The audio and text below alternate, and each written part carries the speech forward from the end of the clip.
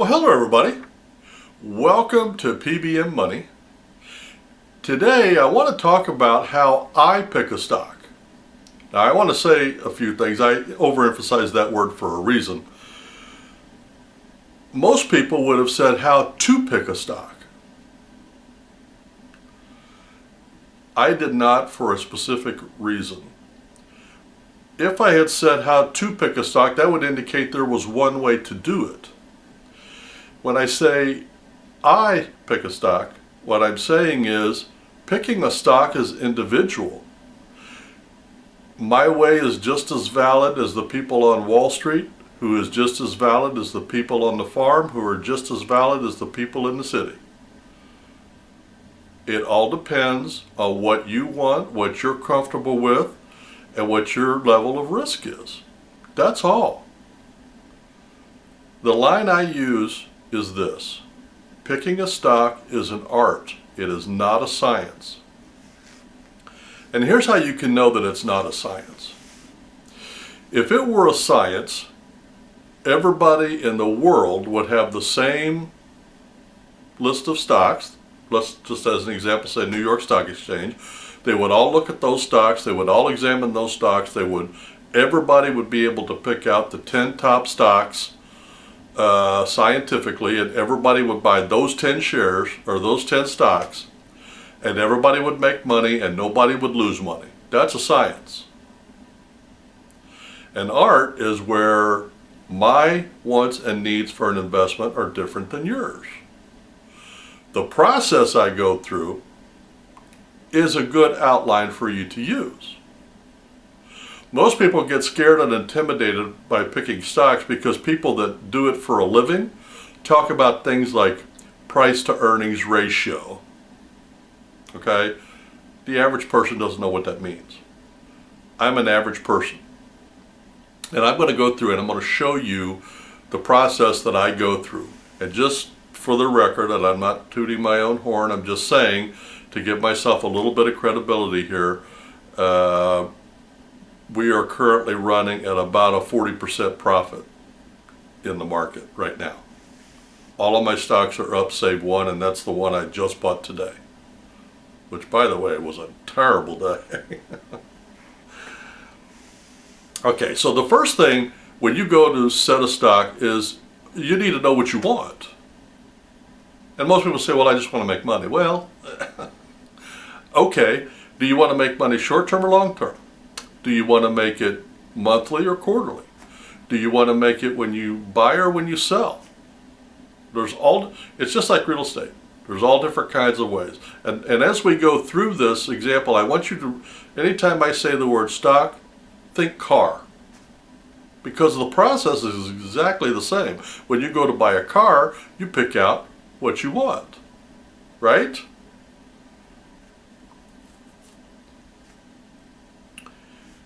Now, the way you choose to make money will determine on the type of stocks that you buy. As an example, if you are going to be a dividend buyer, which means you want to get paid on a regular basis a small amount of money for buying their stock.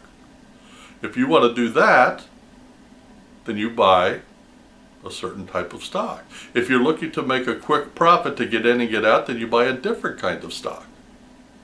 You got to know what you want. Are you looking for dividends, stability, or safety? Are you looking for a growth stock? Or are you shopping strictly price? Now, strictly price is a dumb way to do it, in my opinion.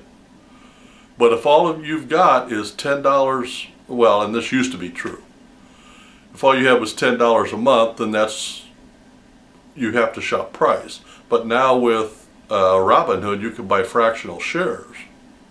So even with $10, you could go in and buy a partial share of Pepsi that is currently trading at about $185 a share. And for $10, you could go in and buy, whatever percentage that is. So that's not even a barrier anymore. One of the many benefits that Robinhood brought to the market.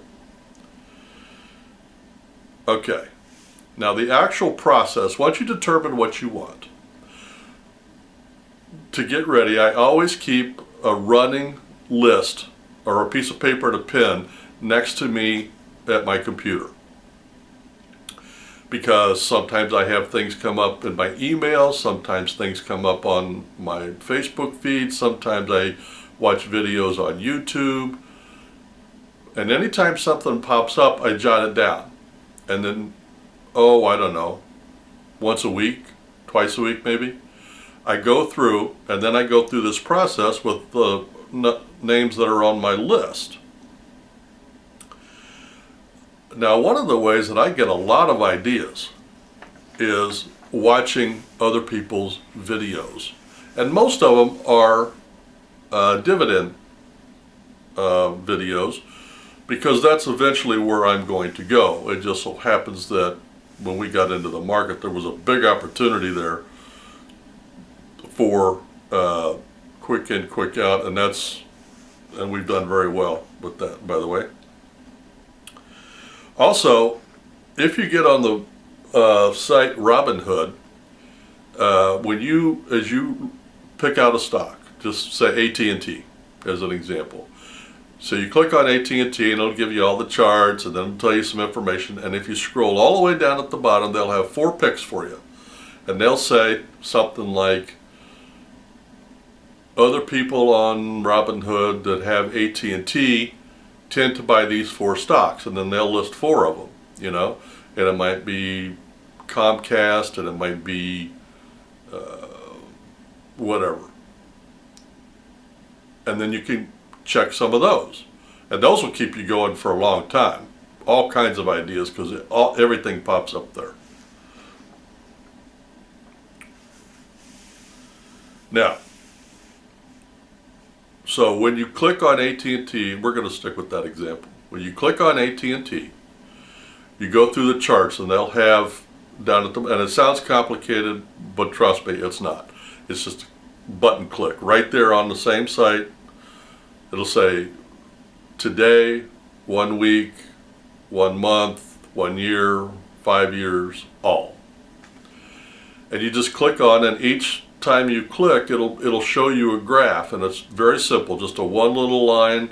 It'll be up or down, or however the stock price has gone for that stock over that amount of time. That's the chart you're going to see, and it's very simple to read, very simple to understand. And then I scroll down, and then there'll be some information in there about what the company is, what AT&T does, the different parts of AT&T. And then if you scroll down a little bit further, it'll show things like its earnings and dividends and when the next one is due. But then you click down again, and then there'll be a pro and a con to buying AT&T. And they're usually written by Morningstar, which is a stock picking company. And they'll have one guy for Morningstar that says, you should buy AT&T because, and writes a little article for you. And then they'll have some guy from the same company say, you should not buy AT&T for this reason, and then he'll write a little article. Very helpful, and they're both accurate, and they both give you good ideas, but they're there because not everybody is the same investor. Okay, so let's say that we had 10 stocks that we were going to check, okay? And then we came down and we eliminated all but 3. So we're down to 3 stocks that are possibilities, okay? What I do now is I go to Google and I Google AT&T or whatever the stock is. And then I read all the information I can find about AT&T, relevant information. I try not to read garbage. But I try to read relevant information like dividends, how long they've paid, how much they pay, what the percentage is, what the likelihood is of them continuing, as much as I can find out about the stock and a little bit about the company, so that I at least have a running knowledge of what's going on. Don't get paralyzed trying to analyze, because that way you'll spend all your time analyzing and no time doing. That's very true. If you're not prepared to pull the trigger at a good opportunity, you shouldn't be buying stocks. So then you Google it and you research the information and you find out which ones you're comfortable with, okay? Okay, so let's say that all three of them passed. All three of them, you're still interested in all three, all right? Now you look at those three and then you go back and you compare your criteria, you know, because a lot of times what I have found is I get confused because the dividends are really high, but the company may be new, or it may be 2 employees, or it may be a very volatile stock. I mean, so as you go back, now you look at, so if you're into safety, okay, and it's real volatile, you need to mark that one off. If you're looking for a quick in, quick out, and volatility is probably what you're looking for. So go back and compare the 3 stocks that you have left, compare that to your criteria that you started with, that you're willing to do. Okay, now here's the tough part. Put it away and forget about it for a few days.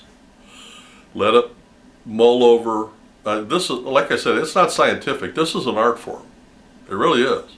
So now you've spent a day or two and you've got all of this information in your head from all these different companies and all these different thoughts and all these different prices and scenarios that you've run in your head. Now set everything aside and forget about it. Okay? Then in a few days, come back to it and redo all the research on only those 3 stocks. You will eliminate all but one. That will happen. You will find a reason.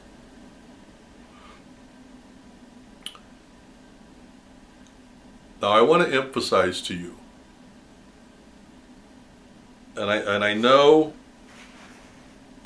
this is hard, because we've all had it beat into our heads that only people on Wall Street can pick stocks accurately. I want you to remember a couple things. Remember when I said you should think about a car? How would you like somebody else to pick your car for you? Well, no. You want to pick your own car. Okay, it might turn out to be a lemon, but at least it's your car and you picked it. So once you go through and you've done all the things and you've rechecked your info and you've got it down to 1, now you need to pull the trigger. Now, does that mean do it that day? It could. I mean, if you're planning on dollar cost averaging, which means putting in a certain amount each month, then it doesn't really matter. But if you're planning on trying to quick in and quick out, then you need to watch the daily fluctuations, and when you think it's down at the bottom, click the button and pull the trigger. And then watch it for however long it takes to go up to where you've made enough money for you, and then hit sell. But the key is to make decisions and pull the trigger. All right? Now, I got to tell you, everybody in the market right now looks like a genius. 40% is unheard of. 10% is really good, okay? But 40%, forget, as they say in New York, forget about it. But as we're having fun and as we're learning and as we're experimenting, I hope that I'm learning and you're learning some details along the way, because when the market crashes, and it will, it's not a matter of if, it's a matter of when. And when that happens, you need to be as prepared as possible.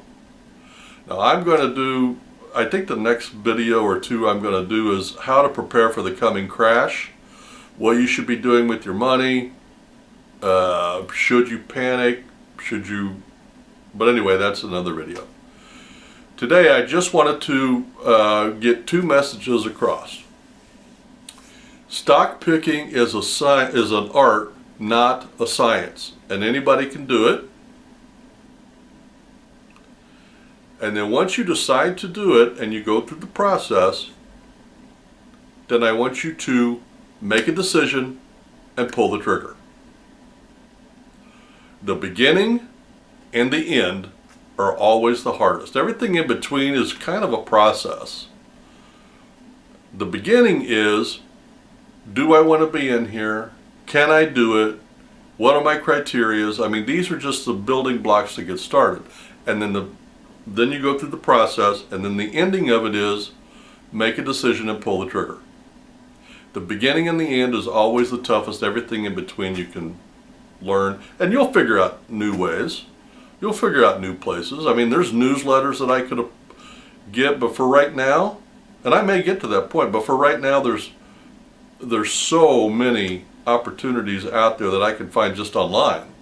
I don't need to spend money on a newsletter, but you can if you want.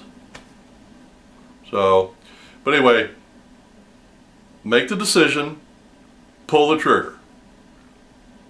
Well, that's about all I wanted to come on and talk to you about today. I want to say thank you for watching P.B.M. Money, and happy investing.